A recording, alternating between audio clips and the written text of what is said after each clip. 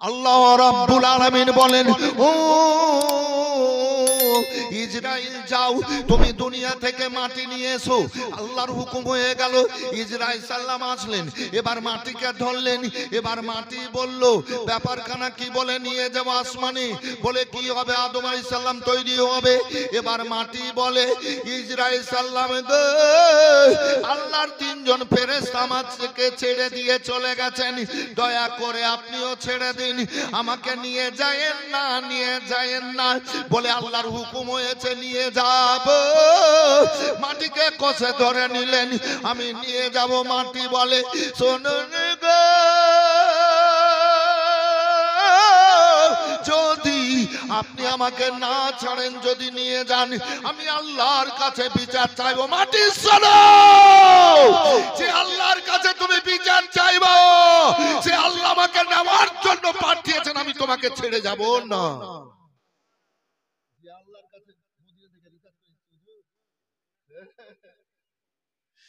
যে আল্লাহ কাছে তুমি বিচার চাইবা, ও আল্লাহ আমাকে পাঠিয়েছেন নেওয়ার জন্য, নিয়ে যাওয়ার জন্য, আমি তোমাকে ছাড়বো না। মাটিকে ধরে নিয়ে চলে গেলেন। আল্লাহ রাব্বুল আলামিন বলেন, ওই ইসরাইল শোনো, আদম তৈরি করব, আর আদমের কারণে যত আত্মাগুলা হবে সবার জান কবজ তোমাকে করতে হবে। সব দৃশ্যগুলো আল্লাহ রাব্বুল আলামিন ইসরাইল সাল্লামের সামনে দিয়ে দিয়েছেন। এইভাবে এইভাবে মৃত্যু হবে। হযরত ইসরাইল সাল্লাম বলেন, মাবুদ, তোমার অনেক কাজ আছে গো আল্লাহ, তুমি অন্য কোন কাজ দাও, আমাকে জান কবজ করার হুকুম খানা দিও না। অনেক কাজ আছে আল্লাহ,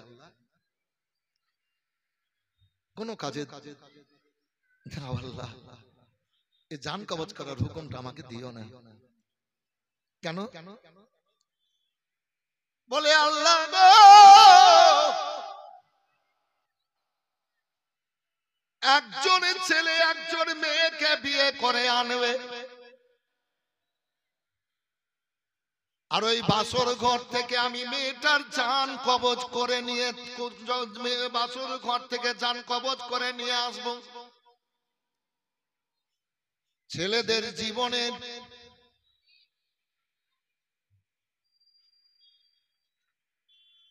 সেই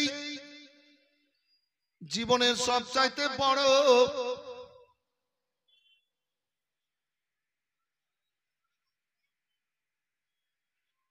দরুদ শরীফ পড়ুন, শব্দটা মনে এসে যাবে। আল্লাহুম্মা সাল্লি আলা সাইয়্যিদিনা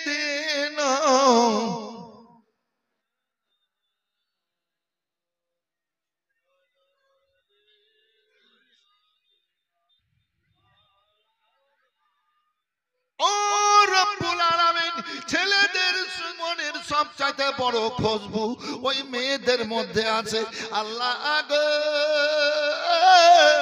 যখন আমি ওই মেয়েটার জান কবজ করে নিয়ে আসব, ওই স্বামী ওই ছেলেটা মনের ব্যথা বেদনা যন্ত্রণায় কতই না চোখের পানি ফেলে কাঁদবে গো আল্লাহ। অনেকে অনেক রকম ভাষায় আমাকে কথাবার্তা বলবে, রব্বুল আলামিন তুমি অন্য কোন কাজ দাও, আমাকে জান কবজ করার হুকুম খানা দিও না। বলে আর বলো, বলে একজন ছেলে একজন মেয়েকে বিয়ে করে আনবে, আর আমি ওই ছেলেটার জান কবজ করে নিয়ে আসবো। ও মেয়েটার হাতের চুড়ি নাকের কানের খুলে দিয়ে সাদা কাপড় পরিয়ে দেবে। আল্লাহ গো, মেয়েটা কতই না কষ্ট পাবে, যন্ত্রণা পাবে, দুঃখ পাবে। এ আল্লাহ,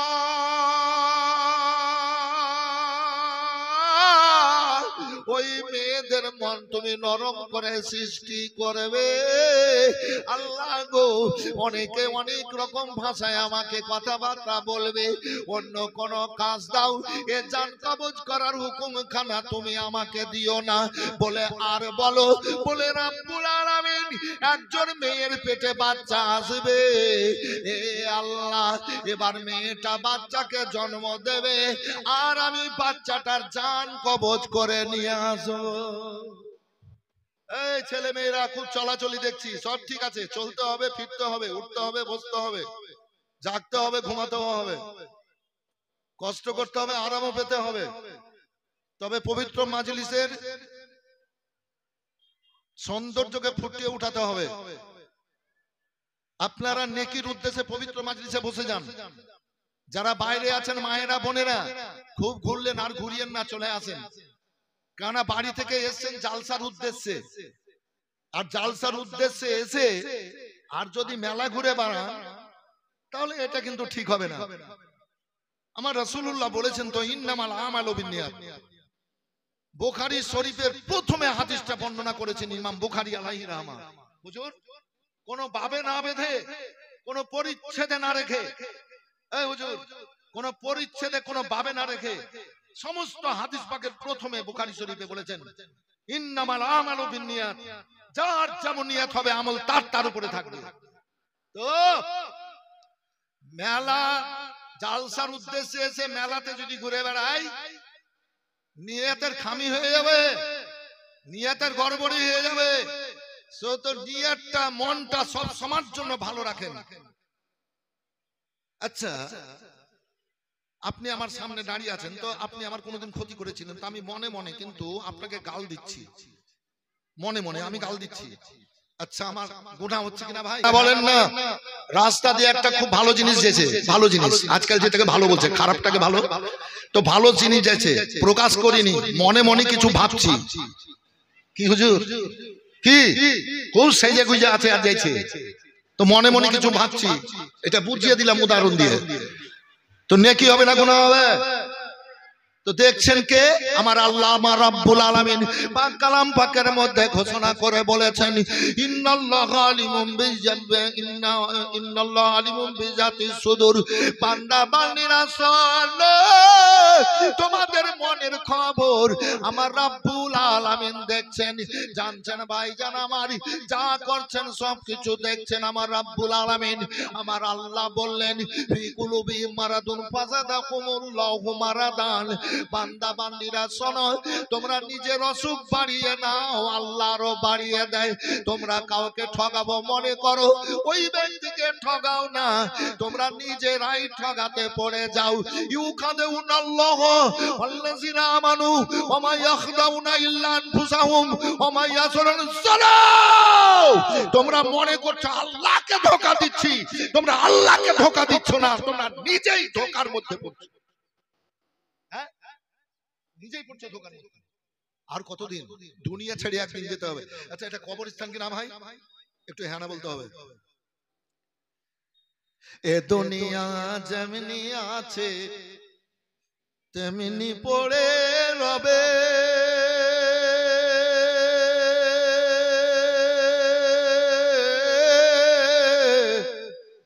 সুন্দর পৃথিবী একদিন ছেড়ে যেতে হবে রে, চলে যেতে হবে। থাকবে না তোর ধন সম্পত্তি, ওরে থাকবে না তোর ঘর বাড়ি, আবার থাকবে না তোর বাহাদুরি, আবার থাকবে না তোর বাহাদুরি।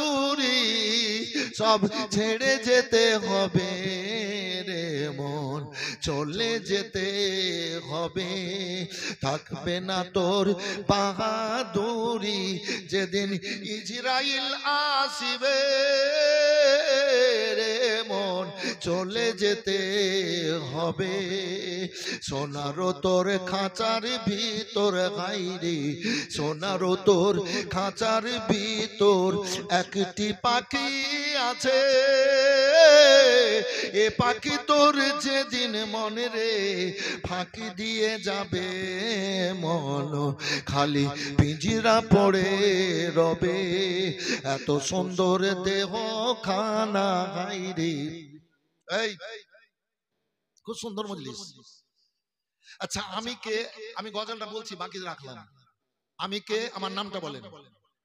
আলিমউদ্দিন। আমি আলিমউদ্দিন। এই যে সোনারতর খাঁচার ভিতর একটি পাখি আছে, জি, তা আমি আলিমউদ্দিন। আরে গজল নিজের তৈরি, আমার নিজের তৈরি করা। আজ 25-26 বছর আগে তৈরি করেছিলাম। চাষির বেটা তো গমের জমিতে পানি দিতে দিতে তো আসেন ভাইজান আমার বলার উদ্দেশ্যটা কি দেখেন তো আমি আলিমউদ্দিন এই পা দুটো কার ভাই বলেন আলিমউদ্দিনের আমাকে আল্লাহ দিয়েছেন নিয়ামত জি আমি আল্লাহর আল্লাহ আমাকে দিয়েছেন নিয়ামত পা তো আমি আল্লাহর মানে আমার সমস্ত কিছু আল্লাহর নাকি বাবু জি তো পা আমার হাত দুটো কার আমার আলিমউদ্দিনের চোখ মুখ নাক কান কার আমার আলিমউদ্দিনের যেদিন পাংচার হবে নাকি একটু হ্যাঁ না বলেন ভাই আলিমউদ্দিন যেদিন বেরিয়ে যাবে পা হাঁটবে হাত নড়বে আমি আলিমউদ্দিন বাড়িতে বসে বসে চেয়ারে বসে বসে খুব পাই লেছে মনে মনে ভাবছি আজ মসজিদে যাব দেব দাঁড়িয়ে গেলাম এবার পা কিন্তু মসজিদে নিয়ে চলে গেল মনে মনে ভাবলাম আজ মাদ্রাসায় যাব উঠে গেলাম পা কিন্তু নিয়ে চলে গেল মনে মনে আপনারা ভেবেছেন বাড়িতে যে জালসা শুনতে যাব পা কিন্তু নিয়ে চলে আসলো তাই না পা কিন্তু নিয়ে আসলো আবার আমি আলিমউদ্দিন মনে মনে ভাবলাম আজ ডাকাতি করতে যাব পা কিন্তু নিয়ে চলে যাবে আমি মনে মনে ভাবলাম যে আজ মদের আড্ডায় যাব পা কিন্তু নিয়ে চলে গেল জুয়া খেলতে যাব কি গো আমি ভাবছি ভালো তো ভালো জায়গায় পা নিয়ে যাচ্ছে আর আমি ভাবছি খারাপ তো পা খারাপ জায়গাতে নিয়ে যাচ্ছে খুব ভাবার ব্যাপার আছে হাত আল্লাহ জিকির করব চলতে লাগলো জিকির করব সবাই দেখেন হাত উঠাবেন বলেন তো ইয়া রাসূলুল্লাহ আল্লাহু আকবার ইয়া রাসূলুল্লাহ দেখেন হাত উঠে গেল ভালো কাজে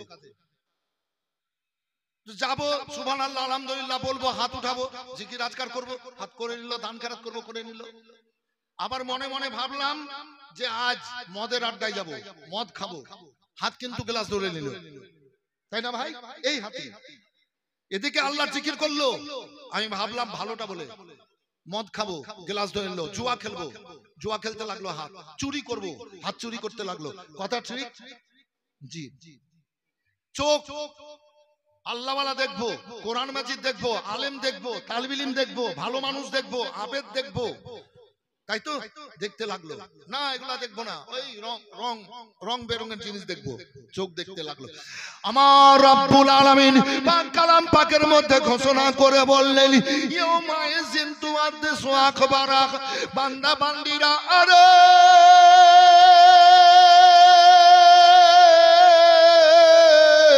তোমাদের অঙ্গ প্রত্যঙ্গ গুলা আল্লাহর সামনে হাসর ময়দানে সাক্ষ্য দেবে আল্লাহ মুখে মোহর মেরে দেবেন পা বলবে আল্লাহ আলিমউদ্দিন আমার দ্বারাই ভালো জায়গায় হেঁটে গেছিল পা বলবে আল্লাহ আলিমউদ্দিন আমার জায়গায় ভালো জায়গায় হেঁটে যায়নি হাত বলবে আল্লাহ তোমার দুনিয়াতে আলিমউদ্দিন আমাকে দিয়ে ভালো কাজ করেছিল আবার এই হাতই বলবে আল্লাহ আলিমউদ্দিন আমাকে দিয়ে ভালো করেনি ভালো কাজ করেনি চোখ বলবে ভালো দেখেছে আবার চোখ বলবে ভালো দেখেনি মুখ বলবে ভালো বলেছে আলিমউদ্দিন আবার বলবে ভালো বলেনি আমি পরিচালনা করছি মুখে মোহর মেরে দেবে আল্লাহ মোহর মেরে দেবেন এবার অঙ্গ প্রত্যঙ্গ আল্লাহর সামনে সাক্ষ্য দেবে এই ভাইরা বসে যান সবাই বসে গেছে বসেন বসেন মানবতাকে উজ্জ্বল করে এসেছেন আপনারা জান্নাতি লোক আপনারা জান্নাতি মায়ের বেটা আছেন ভাই আছেন আছেন আরে আরে আপনারা সম্ভ্রান্ত পরিবারের ছেলে আপনাদের ভদ্রতা আছে এই এসো না রে এসো এসো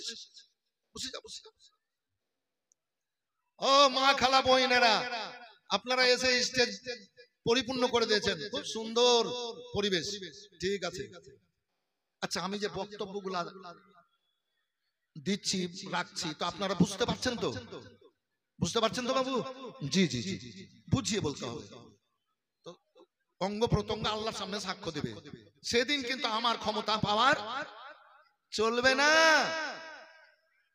আসেন তাই বলে সোনারও তোর খাঁচার ভিতর একটি পাখি আছে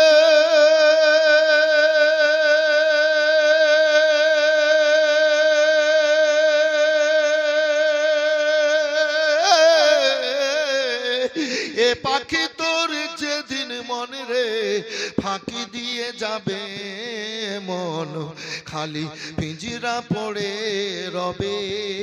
এত সুন্দর দেহ খানা হাইরে, এত সুন্দর দেহ খানা যেদিন কবরেতে যাবে,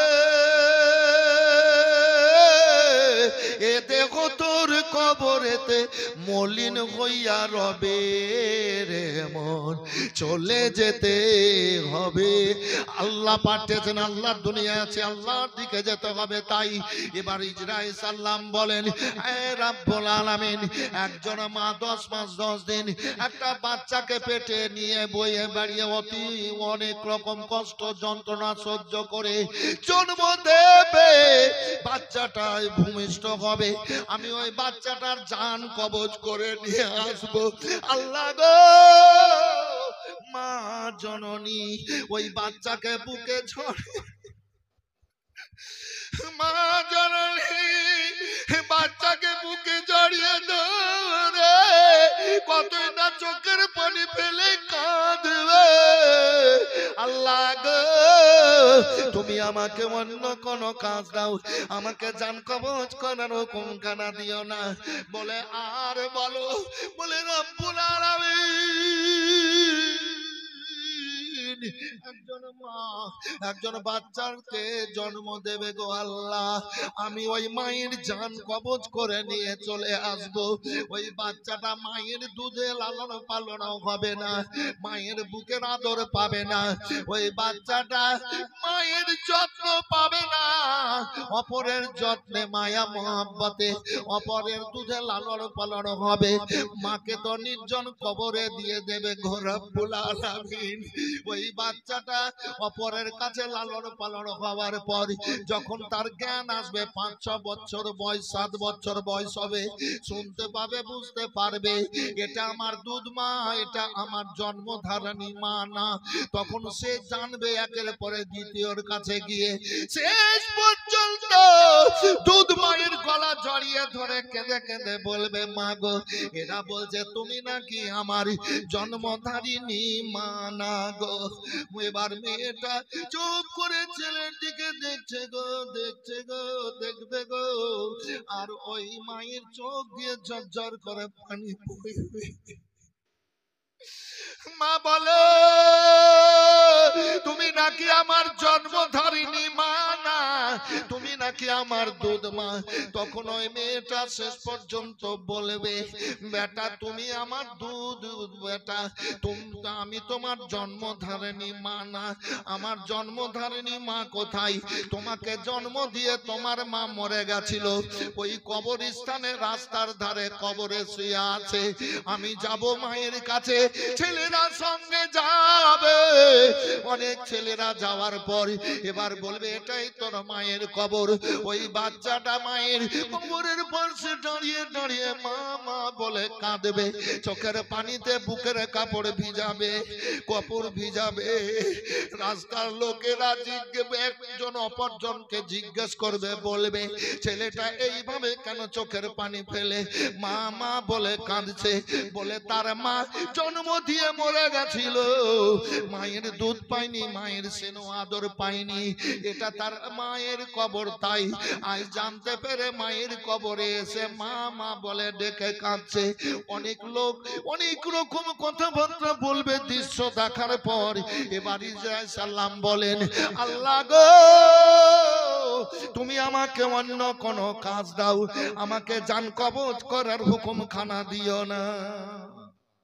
বুঝতে পারলেন তো? এ ছেলেরা একটু বসে যাও না, শোনা, তোমাদের জন্যই তো পবিত্র মাজলিস করা হয়েছে রে ধন, দুয়ার জায়গা রে। এ ছেলেরা এসো, এসো বসে যাও। এই ছেলেরা বসে যাও, বসো, তোমাদেরকে নিয়েই তো, তোমাদের জন্যই তো করেছে। বসে যাও। তোমরা 10 জন দাঁড়িয়ে আছো তো, তোমাদের দেখা দেখে আরো 50 জন দাঁড় হবে, তাহলে জালসাটা তো ক্ষতি করে দিলাম, উপকার করলাম না। বসো, এই ছেলেরা বসো। আরে নাকে হাত দিছে, ওকে বসতে বলছি তো নাক চুলকাইছে। বুড়া হয়ে গেছি বলে দেখতে পেয়েছি না নাকি?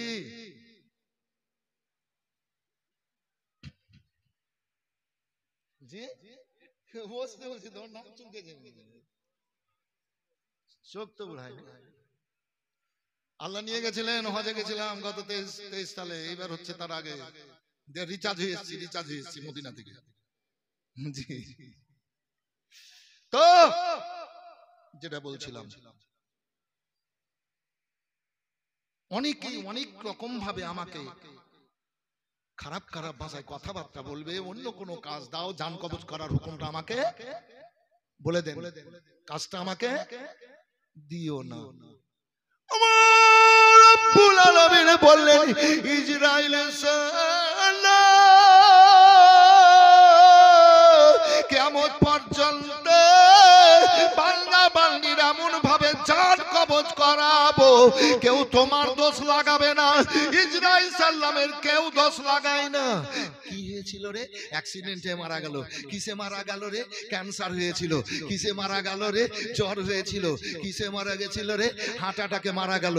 কি করে মরল রে? ছাদ থেকে পড়ে মরল। কি হয়ে মরল রে? গাছ থেকে পড়ে মরল। কি হইল রে? চায়ের দোকান থেকে আসছিল, অজ্ঞান হয়ে পড়ে গেল, দিয়ে মরে গেল। এই বেরাদার কি হইল রে? বলে পায়খানায় গেছিল, পা পিছলে পড়ে মরে গেল। ইসরাইল আলাইহিস সালামের কেউ দোষ লাগায় ভাই? একটু হ্যাঁ না বলেন। সর্বশক্তিমান রব্বুল আলামিন, সর্বশ্রেষ্ঠ বিচারক আল্লাহ দুনিয়াতে যতগুলা মানুষ পাঠিয়েছেন প্রত্যেকের এই মুখটা আলাদা আলাদা রূপ দিয়ে, বলেন সুবহানাল্লাহ, আলাদা মন দিয়ে পাঠিয়েছেন। ও আল্লাহ বললেন ইসরাইল এমন ভাবে জান কবজ করানো হবে, কেউ তোমার দোষ লাগাবে না। সাজায়া গোজায়া দে মোরে সজনী তোরা, আপন ঘরে যেতে দে মোরে, কুল পাতা গরম জলে আদর করে গোসল দিয়ে, কুল পাতা গরম জলে, কুল পাতা গরম জলে আদর করে গোসল দিয়ে, আদর গোলাপ ছিটিয়ে দে মোরে সজনী তোরা, আপন ঘরে যেতে দে মোরে। আচ্ছা, আপনাদের বর্ষি মলহুদ্রাপুর সব এলাকায় মানুষ মরে তো পানিতে কুলের পাতা দিয়ে, মানে বইয়ের পাতা দিয়ে গরম করে কি গা ধোবায়? জি মামা, এই থামেন থামেন, এটা জেনেলেন আপনাদের দিকে মুর্দাকে গোসল দেওয়াই, তো পানিতে কুলের পাতা দিয়ে বইয়ের পাতা দিয়ে গরম করে গোসল দেওয়াই? একটু হ্যাঁ না বলেন না। হ্যাঁ, কিসের লেগে কুলের পাতা দেয় বলেন তো? খুব ভালো ছেলে, কথা বলেছি, ঘর ঘরে খুব ভদ্র, খুবই সুন্দর লেগেছে আপনার শাখসিয়ত, আপনার ব্যক্তিত্ব। আল্লাহ ভালো রাখুক, ভালো থাকেন, আল্লাহ যেন কবুল করে, বলেন আল্লাহুম্মা আমিন। প্রথম দোয়া এই লোকটাকে আমি দিলাম। তো কুলের পাতা পানিতে দিয়ে মুর্দাকে গোসল দেওয়া না ভাই? কিসের লেগে? পানিতে বইয়ের পাতা দিয়ে গরম করে মুর্দাকে গোসল দেওয়া হয়, জানা আছে? একটু হ্যাঁ না বলেন না, জানা আছে? জি জানা নাই? না না, সঠিক কথা বলছেন, জানা নাই বলতে স্বীকার করলেন যে না জানি না। এই জন্য যে এক নম্বর, অনেক শরীরে পচনশীল অসুখ হয়, পচনশীল অসুখ হয় না বাবু শরীরে চামড়ায়? জি, তো 9 প্রকার লোকের লাশ কবরে পচে না, 9 প্রকার লোকের লাশ কবরে পচে না। তার মধ্যে ইমানদার, মুমিন, আলেম, হাফেজ, নবী রাসূল ইনারা তো আছেনই, আল্লাহর ওলি, সাহাবী। জি, আপনারাও ইমানদার মুমিন হয়ে মারা গেলেন, এই জন্য মুসলমান মুমিনেরাকে পানিতে কুলের পাতা দিয়ে গরম করে গোসল দেওয়াই। যে পচনশীল যে বীজাণুটা থাকে শরীরে, ওই বীজাণুটা কেটে যায়, দূর হয়ে যায়। তাহলে যেভাবে শরীরটাকে কাফনে জড়িয়ে কবরে রাখবে কিয়ামত পর্যন্ত, ওইভাবেই সুরক্ষিত থাকবে দেহটা। এই জন্য কুলের পাতা পানিতে দিয়ে গরম করে মুর্দাকে গোসল দেওয়াই। তাহলে বুঝে নিলেন এক নম্বর। 2 নম্বর কারণ, যে অনেক সময় জিন ভূতে, মানে শয়তানে দেওপুরীতে আত্মাটাকে আটকে রাখে, দমটাকে আটকে রাখে। তো যদি হাওয়া বাতাসের কারণে দমটাকে আটকে রাখে আর কুলের পাতা পানিতে দিয়ে গরম করে যদি মুর্দাকে গোসল দেওয়ায় তাহলে হাওয়া বাতাসটা কেটে যাবে, ওই জিনের আসরটা দূর হয়ে যাবে, আর ওই দম চলাফিরে হয়ে যাবে, নিঃশ্বাস চলাফিরে হয়ে যাবে। বুঝতে পারলেন ভাই? নিঃশ্বাস চলাফিরে হয়ে যাবে। তো এই জন্য কুলের পাতা পানিতে দিয়ে গরম করে মুর্দাকে গোসল দেয়। কুল পাতা গরম জলে আদর করে গোসল দিয়ে, কুল পাতা গরম জলে, কুল পাতা গরম জলে আতর করে গোসল দিয়ে, আতর গোলাপ ছিটিয়ে দে মোরে সজনী তোরা, আপন ঘরে যেতে দে মোরে। আপন ঘর মানে একটু জোরে বলেন। আপন ঘর মানে কবর। পরের ঘরকে নিয়ে টানাটানি কেন? জানলা রে, কবাট রে, শোকেস রে, ফ্রিজ রে, নাকি বাবু ইত্যাদি ইত্যাদি রে, গেট রে, গিরিল রে, এ পরের ঘরকে নিয়ে এত মাতামাতি কেন? এত রঙ্গ, এত বাগার, পরনে সানে সবার। মুর্দার বাড়িতে কেউ প্যান্ট শার্ট, কেউ সালোয়ার কামিজ, কেউ জুতো, কেউ চপ্পল, কেউ মাথায় কাপড়, কেউ টুপি, কেউ হাতে ঘড়ি, কেউ চুড়ি। ও বিরাদার, মুর্দার বাড়িতে অনেকে অনেক রকম ভাবে সাজে সজ্জিত থাকে। ওই মুর্দাটার সব খুলে দেওয়ার পর একখানা সাদা কাপড় দিয়ে ঢেকে রাখা হয়। হাইরে মরণের দৃশ্য! মুর্দার সব খুলে দেওয়ার পর সাদা কাপড় দিয়ে ঢেকে রাখা হয়।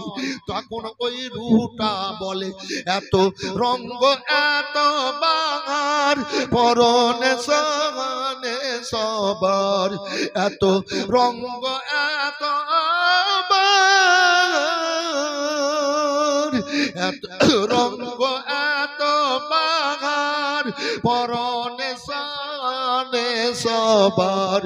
আমায় সাদা কাপড় পরায়া দে মোরে সজনী তোরা, আপন ঘরে যেতে দে মোরে ভাই বন্ধু আপন জনা, সঙ্গে তোমর কেউ যাবে না। এ বেরাদার, আমি মৌলানা আলিমউদ্দিন আমার বিবিকে আমি বললাম, ও বিবি, আমার বিবিকে আমি বলছি, বিবি রে, মানুষ মরে কবরস্থানে নিয়ে গিয়ে কবর দেয়, আমি মরবো, আমি যখন মরবো আমাকে কবরস্থানে কবর দেওয়াবি না। বলে কি ব্যাপার? বলে ভালোবাসার কারণে বলছি। কারণ কারণে কি কি বলবা বলো? এবার আমি বলছি, বিবি রে, আমি তোকে খুব ভালোবাসি। আমার বিবি বলছে, কেমন কথা বলো তুমি? তোমাকে কি আমি ভালোবাসি না? বলে হ্যাঁ, তুমি আমাকে ভালোবাসো, তবে আমি তোমার চাইতে আমি তোমাকে বেশি ভালোবাসি। আমার বিবি বলছে, না, আমি তোমাকে বেশি ভালোবাসি। বলে একটু প্রমাণ হোক। বলে কি প্রমাণ? বলে তুমি যখন, আমাকে বলছে আমার বিবি, তুমি যখন পায়খানা যাও সেই সময় আমি তোমার পায়খানার পানি পৌঁছায় দিই। আমাকে বিয়ে করে আনার পর কয়দিন তুমি আমাকে পায়খানার পানি দিয়েছো? আমাকে বিয়ে করে আনার পরে আমি সারা জীবন তোমার কাপড় পরিষ্কার করছি। বলো তুমি আমার কয়দিন কাপড় পরিষ্কার করেছো? বিবি বলছে, তোমার কাপড় পরিষ্কার করি আমি করেছি, তুমি আমার কয়দিন কাপড় পরিষ্কার করেছো? জি জি, ভালো আছেন? এটা কথা ঠিক বললাম কিনা ভাই? ছেলের একটা মেয়েকে বিয়ে করে এনে কাপড় টাপড় পরিষ্কার করিয়ে খিদমত করিয়ে। আপনারা কে স্ত্রীর কাপড় কেচেছেন? একটু হাত তুলে দেখাবেন। তাহলে কথাটা তো আমি সত্যি বললাম। কোরআন কিন্তু বলছে, হুন্না লেবাসুল্লাকুম আনতুম লেবাসুল্লাহ হুন্না। ছেলেদের জন্য মেয়ে লেবাস, মেয়েদের জন্য ছেলে লেবাস। স্ত্রীর কাপড় কাচা শরীয়তে কি নাজায়েজ আছে? কোন মৌলবীর মুখ থেকে শুনেছেন কে এই ছেলেরা স্ত্রীর কাপড় কাচিও না, বিবির কাপড় কাচা নাজায়েজ আছে? হ্যাঁ শুনেছেন কোনোদিন? তাহলে কাঁচেন না কেন? আপনার কেচে দিচ্ছে, আপনি কেন কাঁচবেন না? কাঁচতে হবে, আমি কেচেছি। হাসর ময়দানে যদি আল্লাহ বলে তো সবকিছু করেছিস রে, তুই তোর কাপড় তো তোর বিবি খেচেছে, তো তুই তোর বিবির কাপড় খেচেছিস, তখন কি বলবো? তখন তো আটকে যাবো। এই খাচ্ছেন খাচ্ছেন খাচ্ছেন ওর মনটাকে বড় করার লেগে, না যাই নাই, বরং আরো ভালো মনটা বড় হবে। ওই মা খালা বহিনেরা, খুব সাবধানতা অবলম্বন করতে হবে আমাদেরকে। মেয়েদের বিবিদের মনটাকে বড় করতে হবে, পার্টনার হিসাবে বন্ধুত্ব, বন্ধু বন্ধু যেমন চলে ওইভাবে চলাফেরা করতে হবে। কোন সময় রাগান্বিত হয়ে বিবিকে পরিচালনা করবেন না, দাসী মনে করবেন না। কথা বুঝতে পারলেন বাবু? বিবিকে দাসী মনে করবেন না, বন্ধু পার্টনার মনে করে চলাফেরা করেন। এই ভাই আপনারা একটু বসে যান না, শোনা দেখেন, আপনারা ভদ্রলোক, ভালো ছেলে, আপনারা ভালো ছেলে ভদ্রলোক বলেই তো বলছি। আসেন বাবু, এই ছেলেরা বসেন না, বসেন। আপনারা যদি বেদিন হতেন, বদমাশ হতেন তো বসতে বলতাম না। আপনারা যদি বদমাশ হতেন, এই ছেলেরা আপনারা যদি খারাপ ছেলে হতেন তো বসতে বলতাম না। ভালো বলেই তো বসতে বলছি রে ধন, ভালো বলেই বলছি, বসে যেতে হবে, শৃঙ্খলা বজায় রাখতে হবে বাবু। এর বদলা, এর নেকি আমার আল্লাহ দেবেন। আজকে যে এই বক্তব্য আমি 4.5 ঘন্টা পর্যন্ত বক্তব্য রেখেছি। আল্লাহর ইবাদত বন্দেগী করা, বাপ মায়ের সেবা করা। বাপ মায়ের খিদমতের কথা যখন বলি তো মানুষ জর্জরিত হয়ে যায়, কিন্তু মনে হয় আজকে যেতে পারবো না। টার্গেট ছিল যাওয়ার, কিন্তু এদিকে একটু বাড়িয়ে দিয়েছি। তো আমরা বলছিলাম যে বিবির সাথে সদ্ব্যবহার করতে হবে, ভালোবাসাটা রেখে খোশহাল খোশ মেজাজে জীবন যাপন করতে হবে। আল্লাহ আপনাদের ভালো রাখুক, ভালো থাকেন। তাই আমার বিবিকে আমি বললাম কি, আমাকে বেশি ভালোবাসিস? আমার থেকেও তুই আমাকে বেশি ভালোবাসিস? তো বলছে হ্যাঁ ভালোবাসি। তো তুমি কি মনে করো? বিবি রে, পাড়ার মানুষ মুর্দাকে নিয়ে গিয়ে কবরস্থানে কবর দেই। ভালোবাসার কারণ, তুমি যতদিন বাঁচবা ততদিন আমাকে তোমার পাশে রাখিও। আমি বলছি মৌলানা আলিমুদ্দিন, যতদিন বাঁচবা তোমার পাশে আমাকে তুমি রাখিও। বলে কেমন কথা এটা, কেমন কথা, আমার পাশে কি করে রাখবো? বলে বিবি রে, আমি মরে যাব, গোসল দেওয়াবে, আর এই ঘরে ছাপ্পর খাটটা সরিয়ে এই ছাপ্পর খাটের তলে আমাকে কবর দেওয়া বা দিয়ে কবর হয়ে যাবে। ছাপ্পর খাটটা এনে রেখে দিবে, এবার রাখিয়ে দিবা। এবার আমি কবরে শুয়ে থাকবো, আর তুমি ছাপ্পর খাটে গদির বিছানায় মশারি টাঙিয়ে আরাম করে ঘুমাবা। এই তো কাছাকাছি থাকবো, মরে যাবার পর কবরস্থানে দূরে যেতে হলো না। এইভাবে আমাকে কবর দিও বিবি, এটা তোমার কাছে আমার আবদার, আবেদন, তোমার কাছে আমার দাবি। তখন আমার বিবি চোখ মুখ বের করে বলছে, মৌলানা আলিমুদ্দিন গো, তুমি যতই বলো তোমাকে ঘরে কবর দেওয়াবো না, তোমাকে ওই কবরস্থানে কবর দেওয়াবো। বলে কেন? বলে মাথা খারাপ, তোমাকে ঘরে কবর দেওয়াবো, তুমি কবরে থাকবা, আমি ছাপ্পর খাটে মশারি টাঙিয়ে আরাম করে ঘুমাবো। আর রাত 1:30-2টার সময় তুমি চুপ চুপ করে উঠে যদি মশারিতে হিলাও, তখন আমি কোন দিকে পালাও? এতদিন সঙ্গে ছিল রে, আর মরে যাওয়ার পরে আর কবরে রাখবে না, এমন একজন দুনিয়াতে ব্যক্তি ভাইজান আমার। একজন মেয়ে আল্লাহর নবী সাল্লাল্লাহু আলাইহি সাল্লামকে আরাম দেওয়াচ্ছেন। মা আয়েশা রাদিয়াল্লাহু তাআলা আনহা পিঠ মোবারক দক্ষিণ দিকে, পা মোবারক উত্তর দিকে, এবার পুরো মোবারক জাং মোবারকের উপরে চার মোবারক রাখে এবার হযরতে মা আয়েশা আরাম করাচ্ছেন। মা আয়েশার মুখখানা নিচে দিকে, আল্লাহর নবীর মুখ মোবারক উপর দিকে। মা আয়েশা মুচকে হাসলেন। নবী আমার বললেন, আয়েশা কেন হাসলে? একটা কথা মনে হলো। কি কথা মনে হলো? বলে ইয়া রাসূলুল্লাহ, ইয়া রাসূলুল্লাহ, আপনি এরকম কি মনের মধ্যে কিছু ভেবেছেন? কি কথা বলো? বলে মানুষ যখন মরে একটা জিনিস ভাবে এ জায়গায় ও জায়গায় আমার যদি কবর হতো তাহলে ভালো হতো। ও ইয়া রাসূলুল্লাহ, আপনার মনের মধ্যে কি এরকম কোন খেয়াল হয়েছে? আল্লাহর নবী বলে, আয়েশা শোনো গো,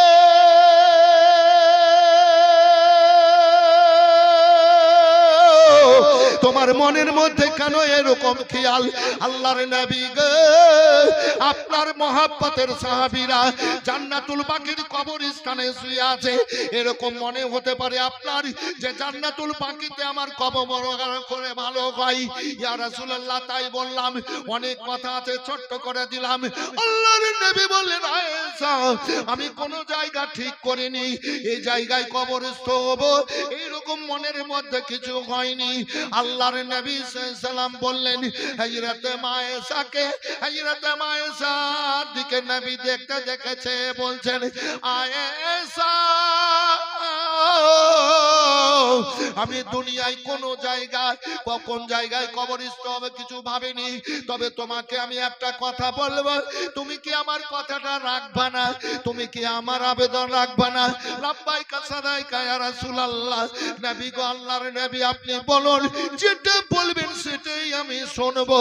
আল্লাহু আকবার। নবী আমার আয়েশার দিকে তাকিয়ে বলেন, আয়েশা শোনো, আমি কোন জায়গায় কবরস্থ হওয়ার জন্য ঠিক করিনি, তবে তোমার ঘরে যদি আমি একটু জায়গা চাই, তোমার ঘরে কি আমাকে একটু জায়গা দেবা না?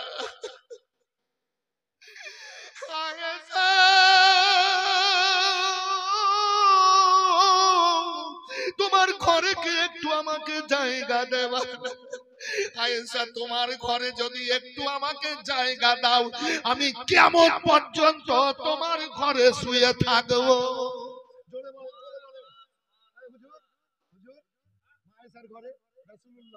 আরাম করছেন, এই তো গেছিলেন আজিজের আজগার ভাই, সব একসাথে ছিলাম তো গত বছর।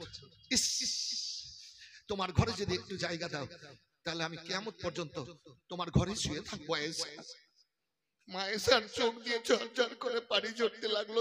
লাব্বাইকা সাদাইকা ইয়া রাসূলুল্লাহ, আপনি যে আল্লাহর হাবিব, আল্লাহর পিয়ারা, আল্লাহর দোস্ত, আল্লাহর মাহবুব, আমার ঘরে যদি আপনার কবর মোবারক হয়ে যায়, তো দুনিয়াতে আমার মতো খুশির খবর আর কার জন্য আছে? ইয়া রাসূলুল্লাহ, আমার মতো খুশির খবর আর দ্বিতীয় কার জন্য আছে নবী গো? কেন আয়েশা এই কথা বলে? ইয়া রাসূলুল্লাহ, আল্লাহর নবী গো, আমার ঘরে যদি আপনার কবর মোবারক হয়ে যায়, আপনার রওজা মোবারক যদি আমার ঘরে হয়ে যাও, কিয়ামত পর্যন্ত সারা দুনিয়ার আপনার উম্মতিরা আপনার রওজা জিয়ারত করতে এসে আমার বাড়িখানা দেখে যাবে, দেখে যাবে। নবী বললেন, আয়েশা তোমার ঘরে আমার রাখবা, তোমার ঘরে আমার রওজা হবে। আল্লাহর নবী এবং আয়েশার মধ্যে মানে কথা থেকে গেল। ভাইজান আমার, অনেক ঘটনা আছে। আল্লাহর নবী ইন্তেকাল করেছিলেন, এই যে 3 দিন পর্যন্ত মিটিং মিছিল চলেছিল, কোনো সিদ্ধান্ত নিতে পারেনি। শেষ পর্যন্ত মা আয়েশার কাছে গেছিলেন বড় বড় সাহাবীরা, মা বলুন ব্যাপারটা কি, কিছু জানা আছে, আমরা কোনো সিদ্ধান্ত নিতে পারছি না। মা আয়েশা বলেছিলেন, হ্যাঁ আমার রাসূলুল্লাহকে এই জায়গাতে এইভাবে আমি আরাম করাচ্ছিলাম, আমার রাসূলুল্লাহ বলেছিলেন, আয়েশা তোমার ঘরেই আমাকে কবরস্থ করিও। ফায়সালা হয়ে গেল। 3 দিন পর আমার রাসূলুল্লাহকে মা আয়েশার ঘরে এবার রাখা হলো। তাই যে বলছিলাম, আপন জনকে দেখুন বেরাদার, ভাই বন্ধু আপন জনা সঙ্গে তোমার কেউ যাবে না, ভাই বন্ধু আপন জনা, ভাই বন্ধু আপন জন সঙ্গে তোমার কেউ যাবে না, আমায় পাশের কাঁচার পালকি বানিয়ে দে সজনী তোরা, আপন ঘরে যেতে দে মোরে।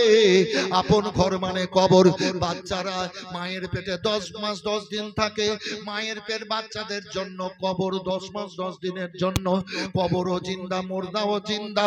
এই মানুষকে চলাফেরার করার পর ওই কবরে কিয়ামত পর্যন্ত থাকতে হয়।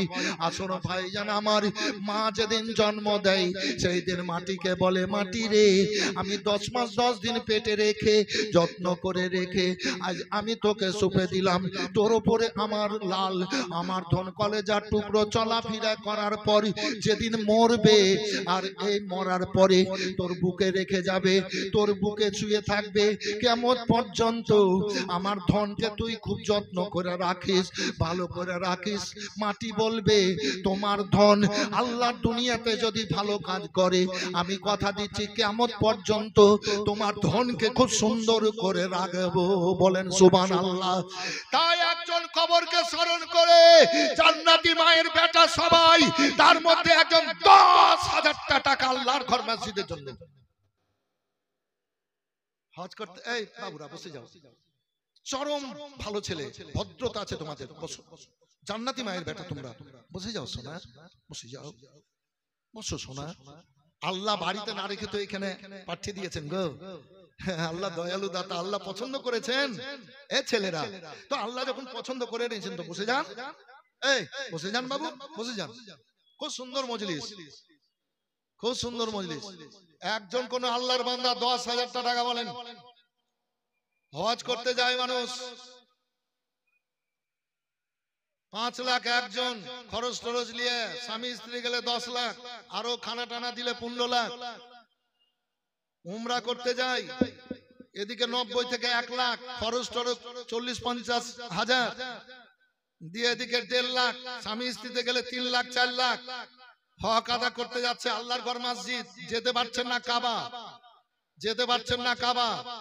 এ মসজিদ, এ বড় লোকেরা কাবায় যায়, 7খানা চক্কর লাগায়, নিষ্পাপী হয়ে যায়, গরিব যেতে পারে না। সাহাবীরা বললেন, ইয়া রাসূলুল্লাহ, যারা গরিব যেতে পারবে না, বলে নিজ নিজ মসজিদে যাবে, ওযু করার পর মসজিদের দরজায় গিয়ে বলবে, আল্লাহ মাফতালি আবওয়াব রাহমাতিকা, হে আল্লাহ তোমার রহমতের দরজাখানা খুলে দাও। আল্লাহ রাব্বুল আলামিন ফেরেশতা পাঠিয়ে ওই বান্দাদের গুনাহকে ছিনিয়ে নিয়ে, কাড়িয়ে নিয়ে, পুড়িয়ে নিষ্পাপী করে ওই বান্দাদেরকে মসজিদে ভরায়। আর মসজিদ থেকে যখন ওই বান্দারা বেরোয় তা তার শরীরে একটাও গুনাহ থাকে না। তাই আল্লাহর ঘর মসজিদ, এ বেরাদার আসুন, 10,000 টাকা একজন আল্লাহর বান্দা। এখানে অনেক আছেন, অনেক ঠিকাদার, হেড মিস্ত্রি, অনেক সার্ভিস হোল্ডার, বড় বড় ব্যবসায়ী, একজন 10,000। কে আছেন বড় ভাগ্যবান? বেশিও দিবে তো, 20,000 50,000 দেওয়ারও লোক এখানে আছে।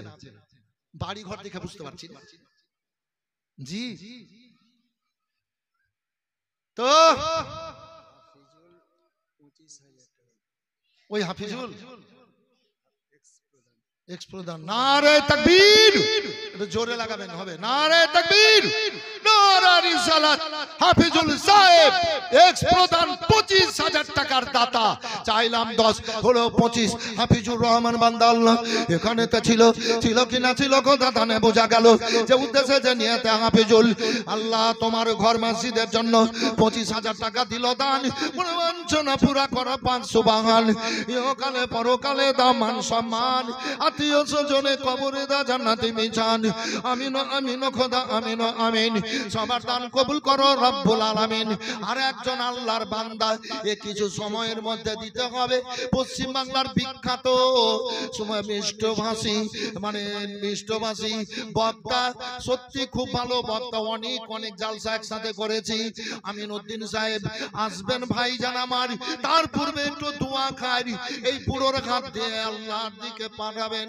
আসুন ভাইজান আমার, হাফিজুর দিয়েছে 25,000, আর একজন আল্লাহর বান্দা 25,000 টাকা, আর একজন আল্লাহর বান্দা 25,000। পারলে দেবেন, না পারলে দেবেন না, আল্লাহর ঘর মসজিদের জন্য, আল্লাহর ঘর মসজিদের জন্য।